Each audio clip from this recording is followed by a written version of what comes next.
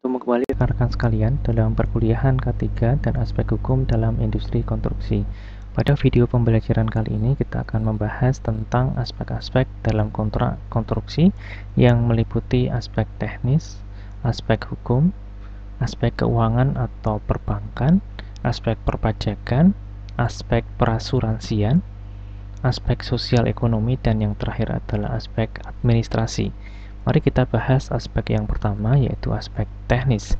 Nah, aspek teknis ini merupakan aspek yang paling dominan di dalam kontrak konstruksi yang meliputi ada syarat-syarat umum, ada syarat-syarat khusus, spesifikasi teknis, dan yang terakhir adalah gambar-gambar kontrak. Nah, ada beberapa hal yang perlu kita perhatikan dalam aspek teknis ini. Yang pertama adalah lingkup pekerjaan. Uraian pekerjaan harus dibuat sejelas mungkin serta didukung dengan gambar-gambar dan spesifikasi teknis. Jadi misalkan ada dua kontraktor yang mengerjakan satu proyek yang sama, tetapi item pekerjaan yang dikerjakan berbeda. Misalkan kontraktor A dia mengerjakan item pekerjaan 1 sampai 5 begitu. Kemudian kontraktor B itu mengerjakan item pekerjaan 6 dan seterusnya. Nah, misalkan pekerjaan yang keenam itu memerlukan pekerjaan pembuatan jalan proyek atau yang sejenisnya, maka ini akan menjadi konflik antara kontraktor A dan kontraktor B, ya, karena item pekerjaan pembuatan jalan proyek ini miliknya siapa? Karena jika tidak dikerjakan juga, maka kontraktor yang B atau kontraktor yang kedua itu tidak bisa melaksanakan pekerjaannya. Sehingga di sini harus dipastikan dengan jelas bahwa semua item pekerjaan itu sudah dirinci dan ditulis secara jelas dalam kontrak konstruksi. Ya, jangan sampai ada item yang tertinggal, misalkan ada satu item yang tertinggal, kemudian kemudian pengguna jasa atau owner meminta kontraktor untuk melaksanakan item pekerjaan tersebut. Tentu saja pengguna jasa atau pemilik jasa atau kontraktor itu akan keberatan, ya, karena item pekerjaan tersebut tidak tercantum dalam kontrak, dan kalau itu dikerjakan tentu saja itu akan merugikan kontraktor, ya, karena dia sudah berhitung sejak awal bahwa item pekerjaan itu atau lingkup pekerjaan yang dia lakukan itu adalah sekian begitu. Kalau tiba-tiba ditambahkan, itu akan mengakibatkan kerugian bagi kontraktor atau penyedia jasa. Kemudian waktu pelaksanaan atau construction period itu penting, ya. Ini dimulai dari kapan? Ya, apakah dimulai sejak penandatangan kontrak atau terbitnya surat perintah atau tanggal penyerahan lahan atau tanggal jaminan pelaksanaan atau tanggal terima uang muka? Itu harus dicantumkan secara jelas, ya. Jangan sampai waktu pelaksanaan itu tidak tercantum dalam kontrak konstruksi, sehingga misalkan owner atau pengguna jasa itu memiliki persepsi bahwa waktu pelaksanaan itu sejak penandatangan kontrak atau tanggal kontrak. Tapi sebaliknya, penyedia jasa atau kontraktor itu memiliki persepsi bahwa waktu pelaksanaan itu dimulai sejak diterimanya uang muka. Nah, itu akan menjadi polemik, ya, menjadi polemik.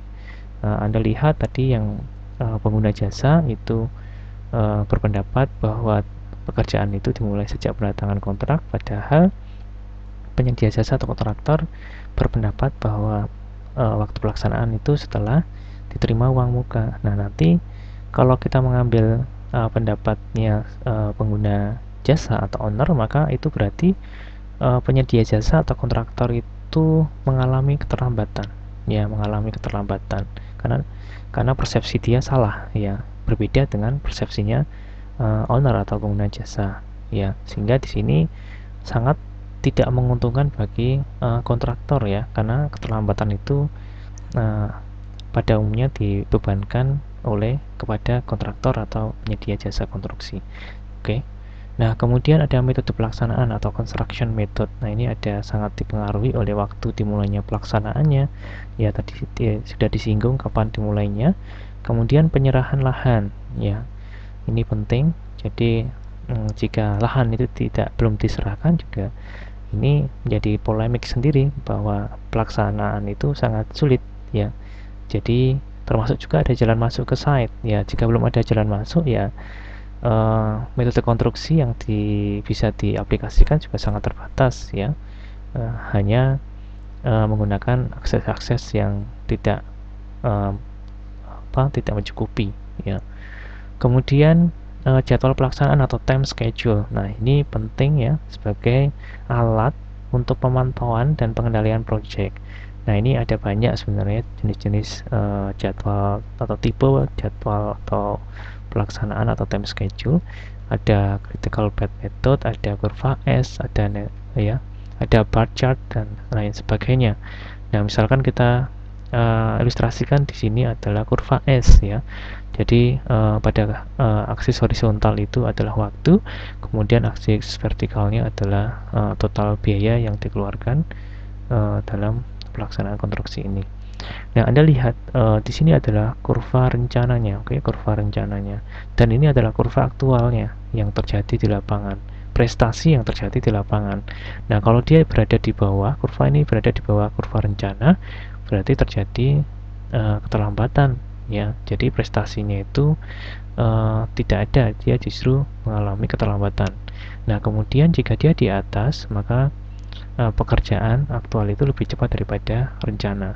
Dan ini penting, ilustrasi terkait dengan jadwal ini penting karena untuk pengendalian dan kontrol. Jadi bagaimana caranya kontraktor itu akan berusaha untuk mengembalikan ini kan semakin lama semakin jauh dari kurva rencananya, bagaimana caranya dia kembali lagi ke atau mendekati kurva rencana. Nah, itu adalah salah satu bentuk kontrol dari penyedia jasa atau kontraktor. Kemudian cara atau metode pengukuran dan method of measurement. Misalkan perhitungan volume galian dan timbunan. Misalkan kita menggunakan standar British ya. Jadi galian timbunan itu ya berdasarkan ukuran atau volume daripada pondasinya. Misalkan pondasi telapak ya, ukuran atau volume daripada pondasi telapak tersebut. Tetapi yang terjadi di Indonesia biasanya adalah volume itu diambil menggunakan bentuk trapezoidal atau trapesium yang terbalik ya. Jadi bagian sisi yang terpendek itu merupakan bagian telapaknya itu ya, telapak daripada pondasi telapak tersebut. Kemudian dia akan ke kiri dan kanannya dia akan membesar begitu untuk melakukan galian. Jadi volumenya lebih besar daripada volume pondasinya. Dan ini harus tercantum secara jelas dalam kontrak konstruksi karena ini menghasilkan volume yang berbeda ya. Tetapi ini bisa diakali sebenarnya kalau kita sepakat, jadi antara owner dan penyedia jasa itu sepakat, maka apakah menggunakan volume pondasinya atau apakah menggunakan volume tadi trapezoidal terbalik tadi, nah tidak masalah, nanti hanya mempengaruhi harga satuannya aja. Misalnya harga satuannya X begitu ya, nanti X itu harus disesuaikan dengan volumenya, apakah menggunakan volume berdasarkan volume pondasinya atau volume tadi trapezoidal terbalik, akan menghasilkan istilahnya kualitas yang sama begitu, atau kuantitas yang mengandung juga kualitas yang sama ya. Kemudian aspek hukum ya. Jadi aspek hukum ini penting karena seluruh perjanjian yang dibuat secara sah merupakan undang-undang bagi mereka yang membuatnya. Jadi ada beberapa hal penting, misalkan ada penghentian sementara pekerjaan. Ini sering terjadi di lapangan ya. Jadi misalkan ada kendala di project ya, pelaksanaan, ada kendala terkait dengan metode konstruksi segala macam, sulit untuk dilakukan, ataupun kendala dari pengguna jasa sendiri, jadi dia tidak memiliki dana yang cukup untuk membiayai project ya. Pada seiring dengan berjalannya project tersebut, tiba-tiba owner itu dia mengalami kebangkrutan misalkan, sehingga dia tidak bisa mendanai project tersebut ya. Nah, ini di sini harus dicantumkan secara jelas, jadi klausul ketika penghentian sementara pekerjaan itu seperti apa ya, tata caranya seperti apa, dan nanti hak dan kewajibannya masing-masing pengguna jasa ataupun penyedia jasa itu seperti apa ya. Kemudian ada pengakhiran perjanjian atau pemutusan kontrak. Kalau tadi penghentian sementara, kalau ini adalah pengakhiran perjanjian ya, jadi permanen begitu. Nah, di sini juga sama harus dicantumkan di dalam kontrak. Nah, konsekuensi hukum yang timbul termasuk hak dan kewajiban para pihak itu harus dicantumkan juga dalam kontrak konstruksi.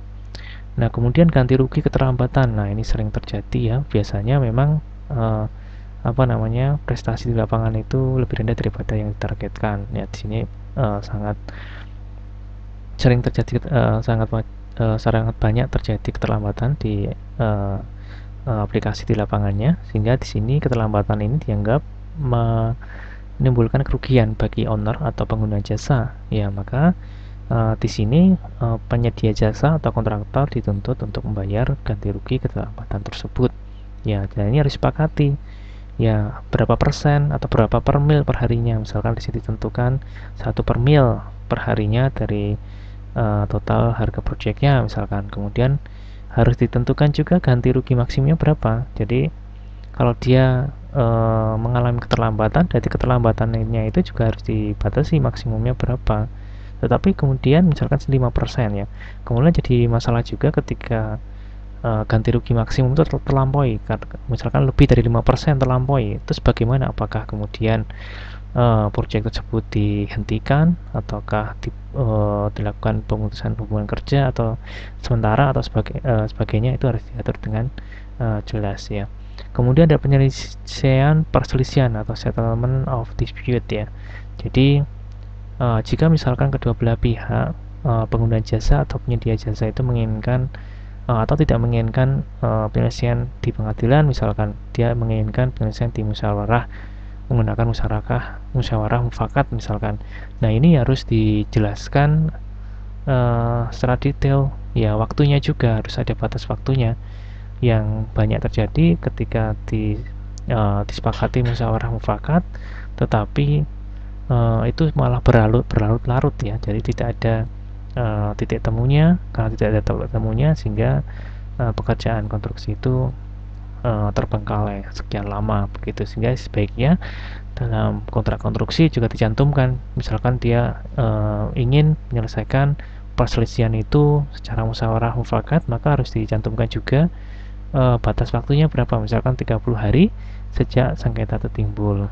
Nah, kemudian tata cara penyelesaiannya itu seperti apa? Apakah menggunakan atau lewat pengadilan ataukah lewat lembaga arbitrase ya. Nah, kemudian ada keadaan memaksa atau force majeure. Nah, ini misalkan adalah kejadian gempa bumi, gunung meletus, banjir, dan lain sebagainya, dan ini terkait dengan asuransi.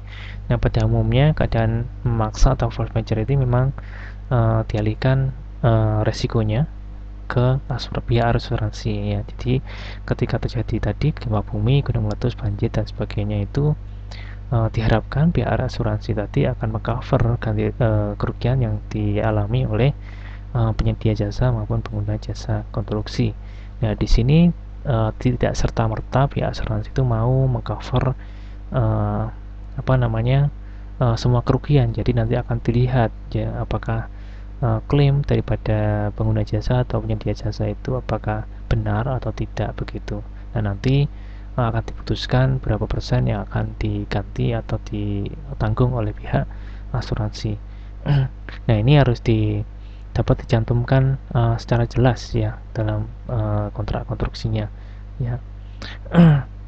Kemudian ada hukum yang berlaku ya, misalkan ada project bersama-sama dengan pihak asing ya. Ini hukum yang disepakati itu hukum mana, misalkan projectnya ada di Indonesia, maka ini harus tunduk pada peraturan Indonesia ya. Kemudian ada bahasa kontrak atau kontrak language ya. Ya, di sini misalkan sekali lagi pekerjaan dengan pihak asing, maka dan kemudian tempatnya misalkan di Indonesia, maka bisa menggunakan dua bahasa Indonesia maupun bahasa Inggris, tetapi harus dipilih salah satunya, bahasa tersebut, bahasa Inggris atau bahasa Indonesia, yang itu menjadi ruling language-nya. Jadi bahasa yang nanti akan dijadikan rujukan ketika terjadi perbedaan persepsi atau penafsiran terhadap kontrak konstruksi yang sudah dibuat. Jadi tetap harus diambil satu bahasa yang nanti akan digunakan untuk menyelesaikan perselisihan penafsiran tersebut ya. Karena bisa jadi satu kata itu ketika ditranslate ke bahasa asing itu akan tidak keseluruhan makna daripada kata tersebut itu dapat diwakili oleh kata asing tersebut, sehingga memang di sini harus ada bahasa yang menjadi induk yang nanti digunakan untuk penyelesaian penafsiran ini. Kemudian domisili ya, terutama untuk ketika penyelesaian perselisihan itu dilakukan di pengadilan ya, maka harus dicantumkan dengan jelas domisili tempat kedudukan dari para pihak ya.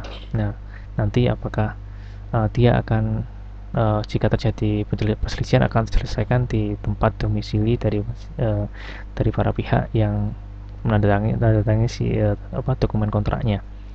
Kemudian ada aspek keuangan atau perbankan, itu harus meliputi nilai kontraknya. Jadi nilai kontrak itu harus tercantum dengan jelas. Kemudian cara pembayarannya seperti apa, metode of paymentnya seperti apa, kemudian jaminan-jaminan atau garansinya itu seperti apa. Ya, kemudian jaminan itu ada dua. Jadi jaminan yang dikeluarkan oleh penyedia jasa itu misalkan jaminan uang muka, jadi ini sebagai jaminan untuk melaksanakan project ya, melaksanakan pekerjaan konstruksi ya. Kemudian jaminan pelaksanaan, kemudian jaminan perawatan atau cacat. Jadi setelah bangunan itu selesai, tidak serta-merta itu keseluruhan biaya itu dibayarkan kepada pihak penyedia jasa, tapi di sini ada jaminan perawatan atau cacat untuk suatu waktu tertentu ya, sampai itu terlampaui sesuai kesepakatan bersama, sehingga tadi jaminan perawatan bisa dicairkan. Kemudian ada jaminan pengguna jasa. Jadi pengguna jasa itu juga harus mengeluarkan jaminan ya. Tentu saja owner itu juga harus memiliki kemampuan untuk membayar biaya konstruksi yang dijalankan atau dilakukan ya.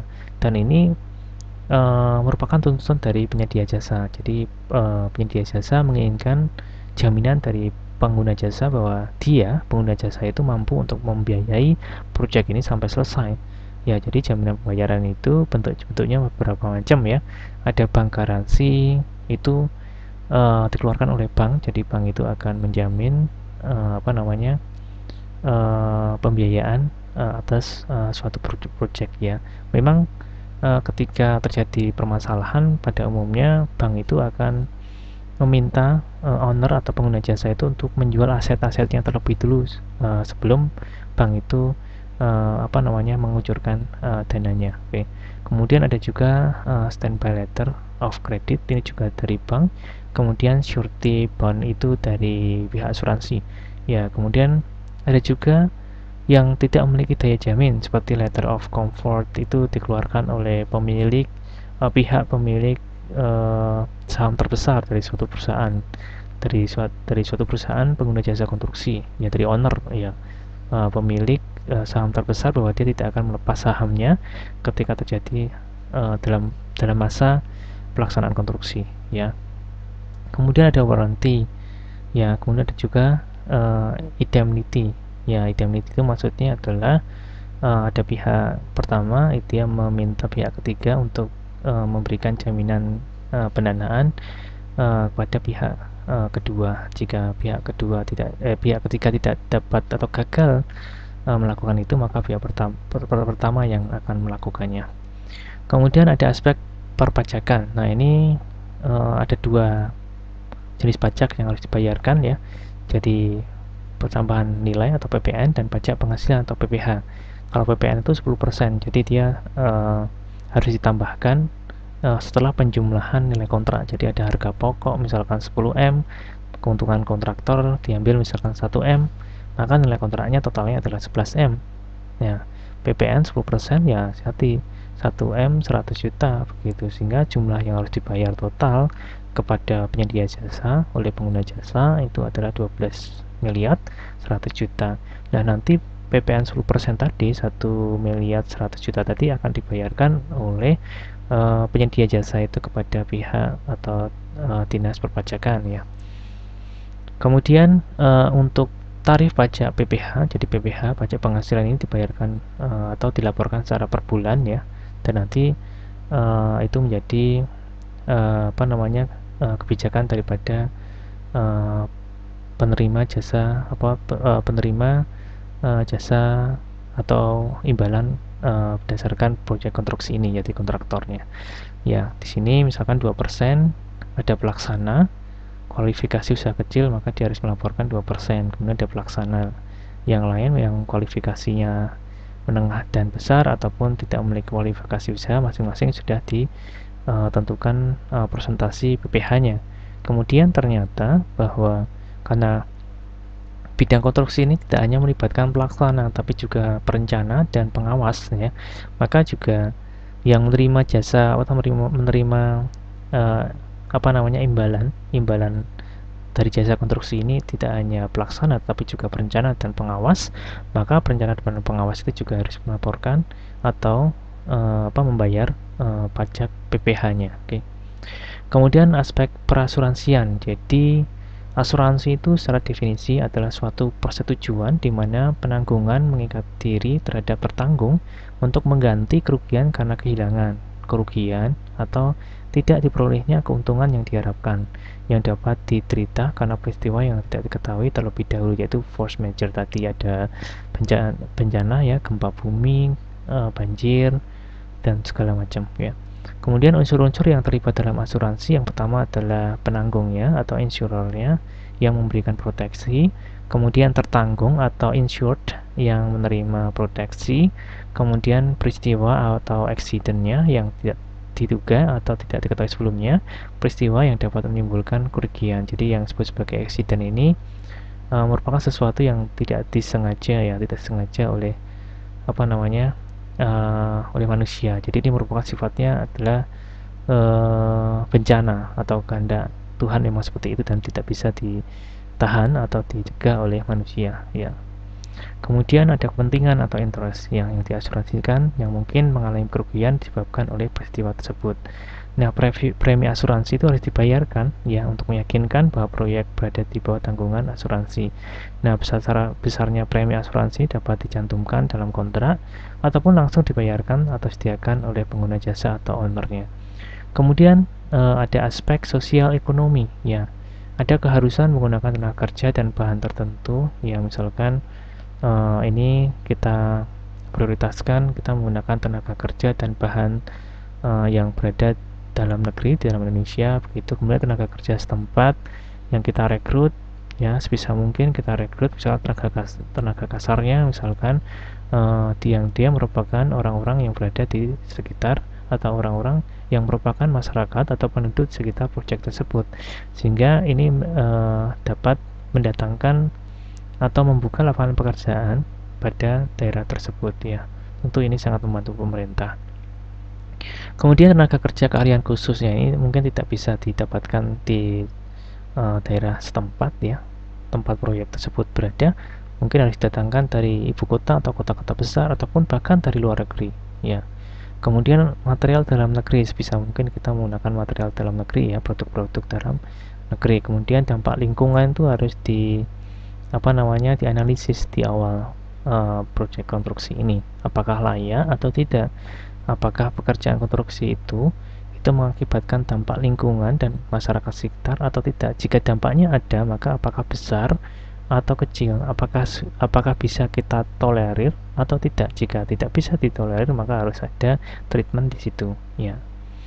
Kemudian ada aspek administrasi. Nah, ini ada keterangan para pihak, yaitu pengguna jasa dan penyedia jasa, itu harus dijelaskan atau dicantumkan secara detail dalam kontrak konstruksi, ya. Jadi nama perusahaannya apa, kemudian alamatnya di mana, nomor kontaknya apa, kemudian wakilnya, orang yang menjadi wakil perusahaan itu siapa, itu harus dijelaskan dalam kontrak konstruksi, ya. Kemudian laporan kemajuan pekerjaan. Jadi laporan itu formatnya seperti apa, itu harus disepakati. Kemudian periode pelaporannya itu kapan, setiap berapa periode, setiap berapa hari, setiap berapa minggu, atau setiap berapa bulan itu dilaporkan, itu harus disepakati. Kemudian korespondensi, siapa wakil-wakilnya, wakil-wakil pelaksananya, wakil ownernya, ya, ada wakil perencana ataupun pengawasnya, dan itu bentuk korespondennya seperti apa, apakah via telepon, kemudian via teleconference, kemudian via email atau via WhatsApp dan sebagainya. Oke. Kemudian ada hubungan kerja antar pihak. Ya, tadi ada pelaksana, pengawas, perencana, dan owner. Nah, itu bagaimana hubungan kerja di lapangan itu secara apa namanya? Secara hierarki itu dipetakan ya. Demikian kuliah kita pada video pembelajaran kali ini. Terima kasih atas perhatiannya. Kita ketemu lagi dalam video pembelajaran berikutnya.